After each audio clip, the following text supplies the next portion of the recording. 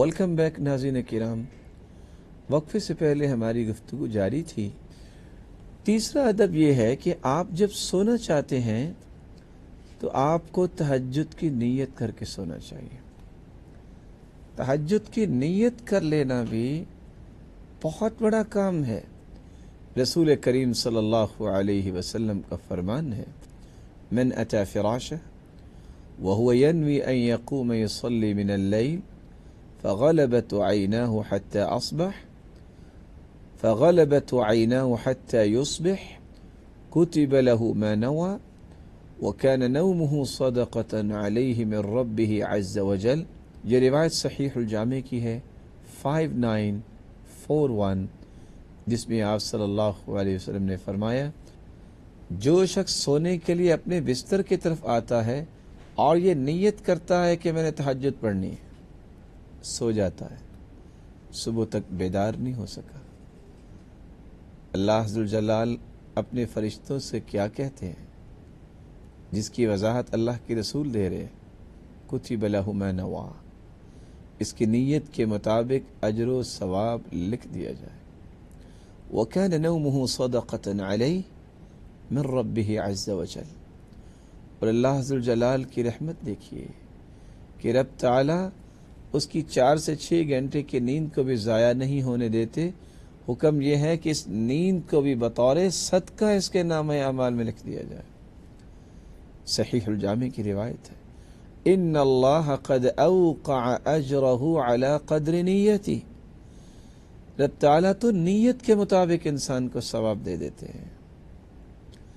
جب انسان کوئی عمل کرتا ہے پھر تو اس کے اجر و ثواب میں اضافہ اور بڑھوتری ہوتی ہے۔ تو تیسرا ادب یہ ہے، سونے سے پہلے انسان کو تہجد کی نیت کر کے سونا چاہیے۔ چوتھا اور پانچواں ادب یہ ہے، سونے سے پہلے اپنے بستر کو اچھی طرح جھاڑ لیا کرے، صاف کر لیا کرے، اور سوتے وقت دائیں کروٹ لیٹا کرے۔ رسول اکرم صلی اللہ علیہ وسلم کا فرمان ہے، صحیح بخاری کی روایت ہے 7393، اذا جاء احدکم فراشہ، جب تم میں سے کوئی شخص اپنے بستر پر آئے، فَلْيَنْفُضْهُ بِصَنِفَةِ إِزَارِهِ فَلْيَنْفُضْهُ بِصَنِفَةِ ثَوْبِهِ 3 مرات، تو اسے چاہیے کہ اپنے کپڑے کے کنارے سے اپنے بستر کو 3 مرتبہ جھاڑ لے، صاف کر لے۔ نہ جانے آپ نہیں تھے، کوئی موذی کیڑا مکوڑا، کوئی موذی چیز اس بستر میں چھپی نہ ہو۔ اس لیے میرے رب کے فیصلے دیکھیے کہ اللہ ذوالجلال نے اپنے پیغمبر کے ذریعے کتنی پیاری باتیں سمجھا دی کہ کہیں میری امت کو کوئی تکلیف نہ پہنچے، کوئی پریشانی لاحق نہ ہو جائے۔ تو چوتھا ادب یہ ہے، اپنے بستر کو 3 مرتبہ جھاڑیں، صاف کریں۔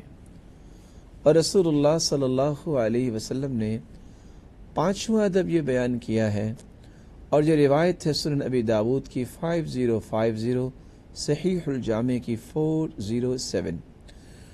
آپ صلی اللہ علیہ وسلم نے فرمایا، اذا آوى احدکم الى فراشہ، جب تم میں سے کوئی شخص اپنے بستر کی طرف آتا ہے، فَلْيَنْفُضْ فِرَاشَهُ بِدَاخِلَةِ إِزَارِهِ، تو اس بستر کے ساتھ چارپائی کو بھی جھاڑے۔ فَلْيَنْفُضْ فِرَاشَهُ، تو اسے چاہیے کہ اپنی بستر کو اپنی چادر کے پلو کے ساتھ جھاڑے، صاف کرے۔ فَإِنَّهُ لَا يَدْرِي مَا خَلَفَهُ عَلَيْهِ، کیونکہ اس کے علم میں نہیں ہے کہ جب وہ نہیں تھا تو اس جگہ پہ کون سی چیز آ گئی۔ ثُمَّ لِيَضْطَجِعْ عَلَى شِقِّهِ الْأَيْمَنِ، پھر اسے چاہیے کہ اپنی دائیں کروٹ پر لیٹ جائے۔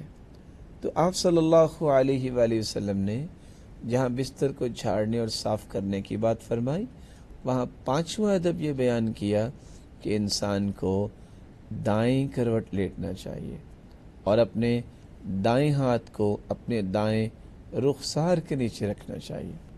چھٹا ادب یہ ہے سونے کا کہ انسان کو عشاء کے بعد سونا چاہیے، وقت ضائع نہیں کرنا چاہیے، باتوں سے گریز کرنی چاہیے، چونکہ اس نے صبح اٹھ کے نماز پڑھنی ہے۔ آپ صلی اللہ علیہ وسلم کے صحابی سیدنا عبداللہ بن عباس فرماتے ہیں، نہى عن النوم قبل العشاء والحدیث بعدها۔ صحیح الجامع کی روایت ہے 6915، سلسلہ صحیحہ کی روایت ہے 464۔ آپ صلی اللہ علیہ وسلم نے عشاء سے پہلے سونے سے منع کیا اور عشاء کے بعد باتیں کرنے سے منع کر دیا۔ عشاء سے پہلے اگر سو جائیں گے تو نماز رہ جائے گی، عشاء کے بعد اب باتیں کریں گے، وقت تو ضائع ہوگا ہی ہوگا، لیکن صبح کی نماز کا بھی خطرہ پڑ جائے گا کہ اٹھ سکیں گے کہ نہیں۔ ہاں، 4 قسم کی باتیں تو ہو سکتی ہیں۔ سب سے پہلی بات، آپ علمی گفتگو کر سکتے ہیں، آپ پڑھائی کر سکتے ہیں۔ رسول اللہ صلی اللہ علیہ وآلہ وسلم کے صحابہ ایسے ہی کیا کرتے تھے، بلکہ سیدنا ابو ہریرہ رضی اللہ تعالی عنہ تو فرمایا کرتے تھے کہ میں رات کو 3 حصوں میں تقسیم کرتا ہوں، ایک حصہ سو جاتا ہوں، ایک حصہ تہجد پڑھتا ہوں، اور ایک حصہ میں اللہ کے پیارے پیغمبر کی حدیثوں کو یاد کرتا ہوں۔ اور اسی طرح سلف صالحین بھی ساری رات بیٹھ کے علمی مذاکرہ بھی کیا کرتے تھے۔ دوسرا پہلو جو بات کرنے کا جو جائز ہے کہ انسان اپنی اہلیہ اور اپنی بیوی سے گفتگو کر سکتا ہے، یہ من طیب خاطر المرأة، یہ بھی اللہ کے رسول صلی اللہ علیہ وآلہ وسلم نے اس بات کی اجازت دی ہے۔ تیسری گفتگو جو عشاء کے بعد ہو سکتی ہے، امت کے امور پر بیٹھ کے گفتگو کرنا کہ امت کی اصلاح کیسے ہو سکتی ہے، اس کے لیے اچھی تدبیریں، اچھے انتظامات کرنے کے لیے پلاننگز ہو سکتی ہے۔ خود رسول اللہ صلی اللہ علیہ وسلم سیدنا ابو بکر صدیق رضی اللہ تعالی عنہ کے ساتھ رات دیر تک گفتگو کیا کرتے کہ یہ ہونا چاہیے اور اس طرح کرنا چاہیے۔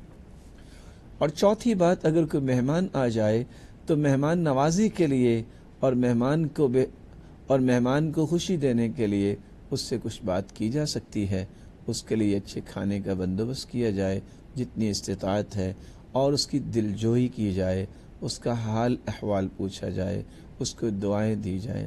تو یہ 4 پہلو شریعت نے خوبصورتی کے ساتھ پیش کر دیے ہیں کہ اس انداز سے رات کی گفتگو ہو سکتی ہے، وگرنہ گفتگو کے لیے اور اس طرح کے پہلوؤں کے اللہ نے دن کو رکھا ہے۔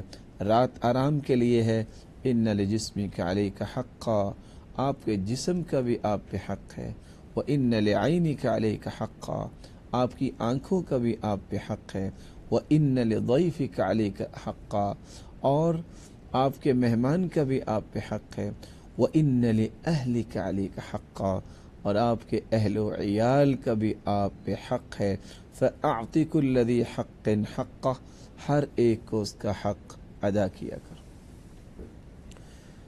یہاں رک کے میں ایک بہت ہی مہم بات کی طرف اشارہ کیے دیتا ہوں۔ اللہ تعالیٰ نے 3 چیزوں کو سکون کہا ہے قرآن مجید میں۔ پہلی بات، اللہ ذوالجلال نے لباس بھی سکون کے لیے بنایا ہے۔ اللہ تعالیٰ نے رات بھی سکون کے لیے بنائی ہے۔ اللہ تعالیٰ نے اہلیہ کو بھی باعث سکون بنایا ہے۔ سب سے زیادہ پرسکون لوگ وہ ہیں جن کو اللہ ذوالجلال نے یہ تینوں قسم کے سکون عطا کیے ہوتے ہیں۔ ان کا لباس شرعی ہے، اور ان کو اللہ ذوالجلال نے رات بھی گزارنے کا موقع دیا ہے۔ قرآن مجید میں اللہ تعالیٰ نے 3 چیزوں کو باعث سکون بنایا ہے: گھر کو، رات کو، اور بیوی کو۔ سب سے زیادہ پرسکون انسان وہ ہے جو رات گزارتا ہے اپنے ہی گھر میں، اپنی ہی گھر والی اور اپنے بچوں کے ساتھ۔ اس لیے رات کے وقت کو انسان اللہ تعالیٰ کے نظام کی روشنی میں اس طرح ترتیب دے کہ میں نے کسی بھی طریقے سے اس پہ کمپرومائز نہیں کرنا، میں اپنے گھر میں رہوں گا۔ ہاں انسان کو بس اوقات مجبوری تو بن جاتی ہے، سفر میں ہے، میں اپنے گھر میں رہوں گا، رات گزاروں گا اور سونا ہے مجھے اور اپنے بچوں کے ساتھ۔ اس سے انسان کے اندر جو وائلنس آ رہا ہے وہ ختم ہو جائے گا۔